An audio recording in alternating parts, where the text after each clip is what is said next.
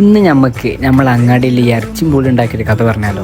അപ്പോൾ ആദ്യം എന്താ പറയാനുള്ളത് വെച്ചാൽ നമ്മൾ അങ്ങാടിയിൽ എല്ലാ ആഴ്ചയിലും ഒരു ദിവസം ഇതേമാതിരി എന്തെങ്കിലുമൊക്കെ ഫുഡ് എല്ലാവരും പാടെ കൂടിക്കാണ്ട് ഉണ്ടാക്കും. ഈ ഉള്ളിടുന്ന ആളാട്ടെ നമ്മളെന്നൊക്കെ സ്പോൺസർ. പിന്നെ പറയാനുള്ളത്, ഈ ഫുഡൊക്കെ ഉണ്ടാക്കാൻ ഇവിടെ എല്ലാവർക്കും അറിയാം. അതുകൊണ്ട് നമുക്ക് പുറത്തുനിന്നുള്ള ആൾക്കാരൊന്നും വേണ്ട, ഒക്കെ നമ്മളെ.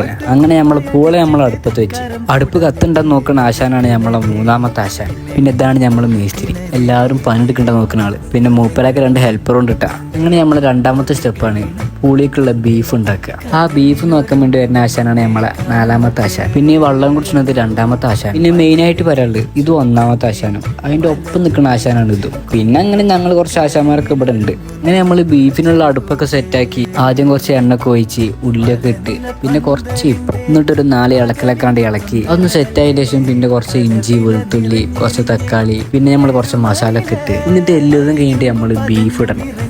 ബീഫൊക്കെ ഇട്ട് ഒന്ന് ഇളക്കി കുറച്ച് വെള്ളമൊക്കെ ഒഴിച്ച് അതൊന്നാണ്ട് സെറ്റാക്കി എടുക്കണം. എന്നിട്ട് നമ്മൾ അതിൻ്റെ മേലെ കുറച്ച് ചപ്പൊക്കെ ഇട്ടുകൊണ്ടാണ്ട് മൂടി വെക്കാം. ഇപ്പോൾ ഒരു ചെമ്പിൽ പൂള, ഒരു ചെമ്പിൽ ബീഫ്, ഇതൊക്കെ ഒന്നാണ്ട് സെറ്റായി ആവാനും മിനിമം ഒരു 3 മണിക്കൂർ എടുക്കും. അത് നോക്കാൻ നമ്മൾ ആശാനുണ്ട്. ബാക്കി നമുക്ക് അടുത്ത വീഡിയോ പറയാം. ഇത് കൊള്ളൂല.